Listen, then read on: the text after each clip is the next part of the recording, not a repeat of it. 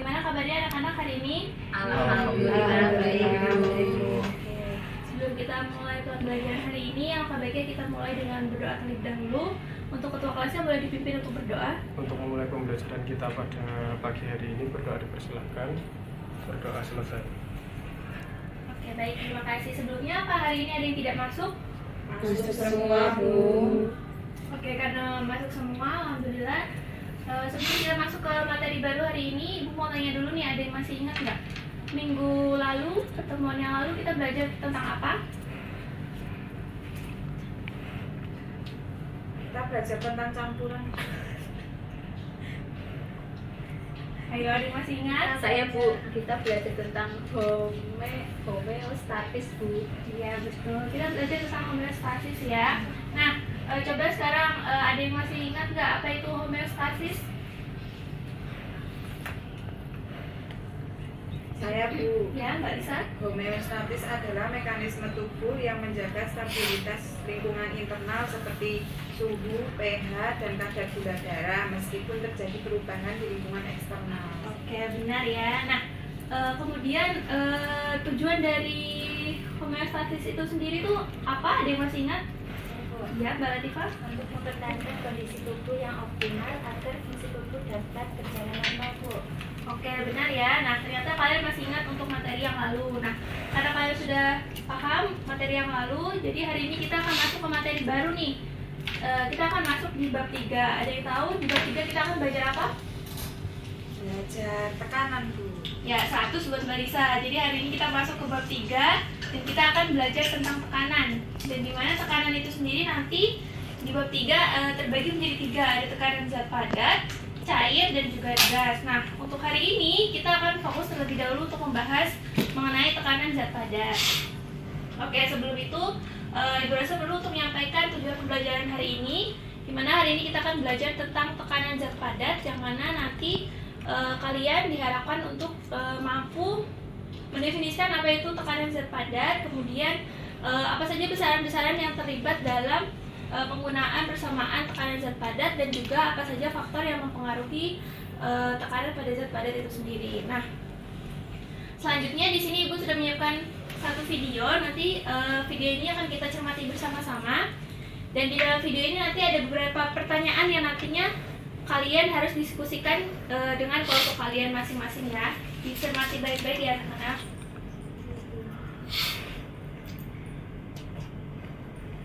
Pada saat musim hujan, kita sering menjumpai jalanan yang berlumpur akibat terguyur hujan, sehingga kita lebih sulit untuk melintasi jalanan tersebut. Jika kita hendak melewati jalanan yang berlumpur, sepatu manakah yang akan kita gunakan? Sepatu boot atau sepatu hak tinggi? Agar kita dapat melewati jalanan berlumpur dengan mudah, sebaiknya kita menggunakan sepatu boot. Dengan menggunakan sepatu boot, kita akan mudah melewati jalanan yang berlumpur dan tidak mudah terjebak masuk ke dalam lumpur. Mengapa hal ini dapat terjadi? Fenomena tersebut juga dapat kita amati pada angsa atau entok atau bebek dan ayam.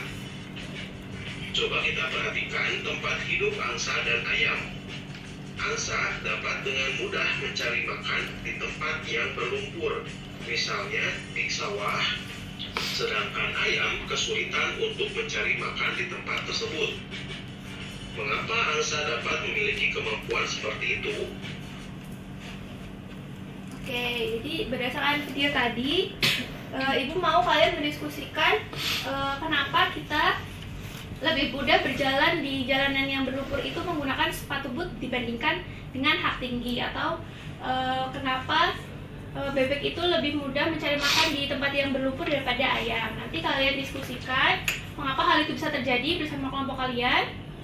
Untuk kelompoknya nanti satu kelompok terdiri dari kurang lebih 3 anak. Untuk menentukan kelompoknya bisa mulai berhitung dari Mbak Maulani. 1, 2, 3, 4, 1, 2, 1. 2.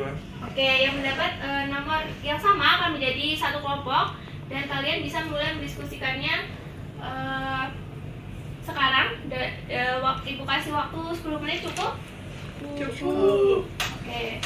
Bisa mulai mengerjakan ya.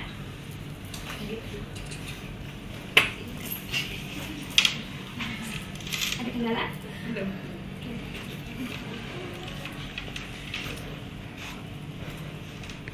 Oke, waktunya sudah habis ya, sudah selesai semua? Sudah, Bu. Oke, karena sudah selesai semua, ada yang mau membagikan hasil diskusinya? Kelompok berapa?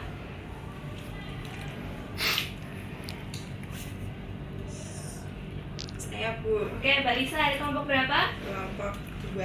Ya. Maju, Bu. Boleh, maju silakan.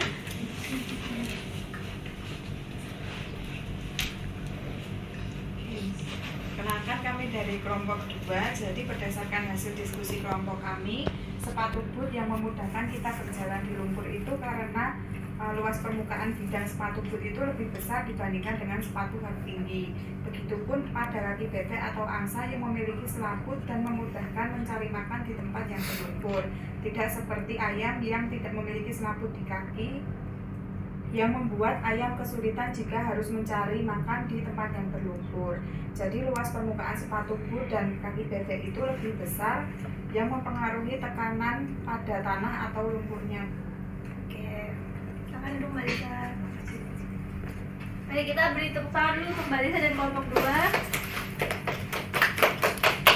Oke, berdasarkan hasil yang tadi sudah dipresentasikan oleh Mbak Lisa, mungkin kelompok lain ada hasil yang berbeda atau sama? Sama, Bu. Sama, Bu.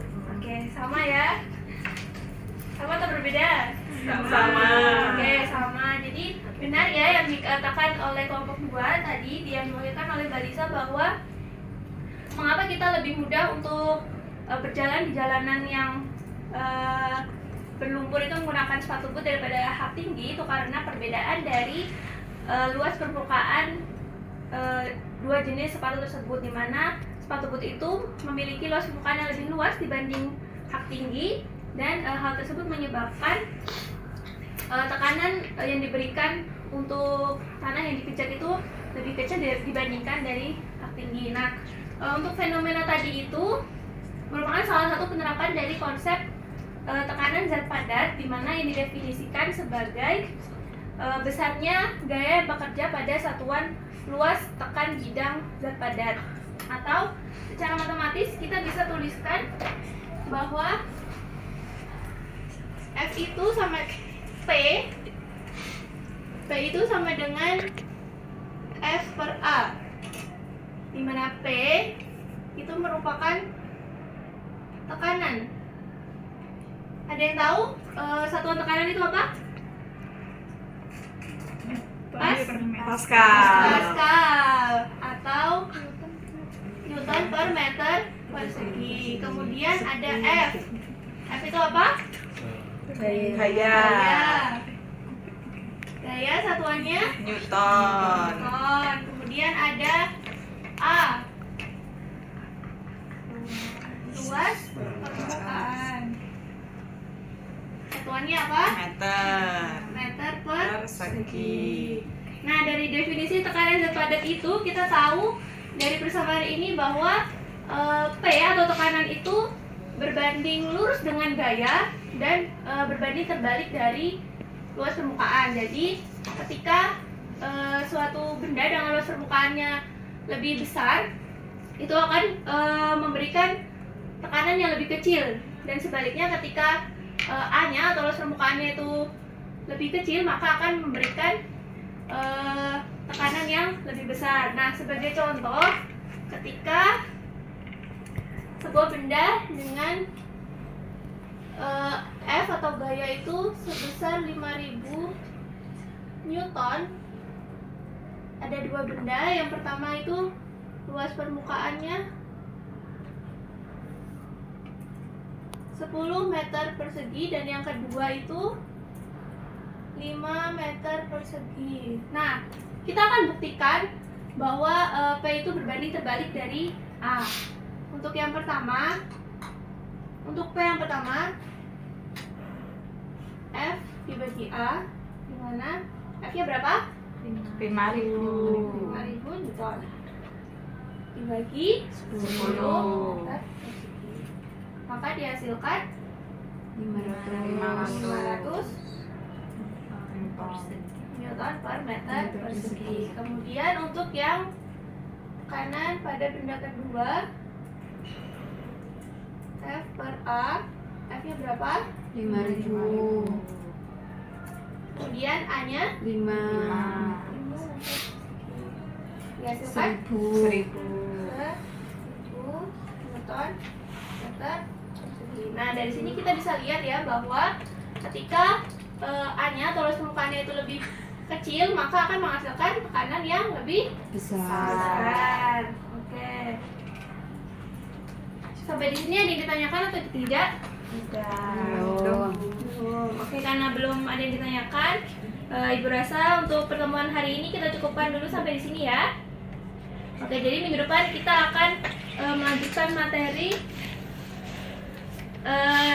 ke tekanan zat cair. Tapi sebelum itu, karena tadi kita sudah belajar banyak, jadi Ibu mau sebelum mengakhiri ada dari kalian untuk bisa menyimpulkan hari ini kita belajar tentang apa saja?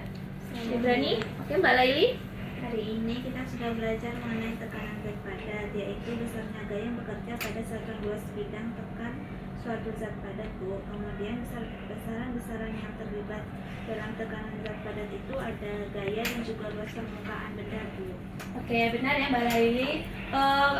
Mungkin ada yang mau menambahkan dari pendapat Mbak Laili? Saya itu Ya.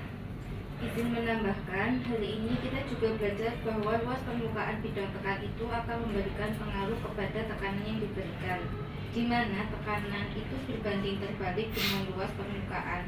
Semakin besar luas permukaan bidang tekan, maka tekanan yang diberikan akan semakin kecil. Sebaliknya, jika luas permukaannya kecil, maka tekanannya akan besar, Bu. Oke, terima kasih untuk Mbak Laili dan Mbak Lurnaya. Untuk hari ini kita cukupkan sampai di sini dulu ya anak-anak ya. Untuk minggu depan kita lanjut ke materi tekanan zat cair. Untuk itu kalian bisa mulai baca-baca bukunya dan nanti bisa kalian rangkum, dan jika ada pertanyaan bisa kalian tanyakan di pertemuan selanjutnya. Nah, karena tadi dibuka dengan berdoa, maka baiknya kita tutup juga dengan berdoa bersama-sama. Berdoa menurut agama dan kepercayaan masing-masing. Berdoa dimulai. Berdoa tak pernah cukupkan. Terima kasih atas partisipasi dan semangat belajarnya hari ini. Kurang lebihnya Ibu mohon maaf. Terima kasih. Wassalamualaikum warahmatullahi wabarakatuh. Waalaikumsalam warahmatullahi wabarakatuh.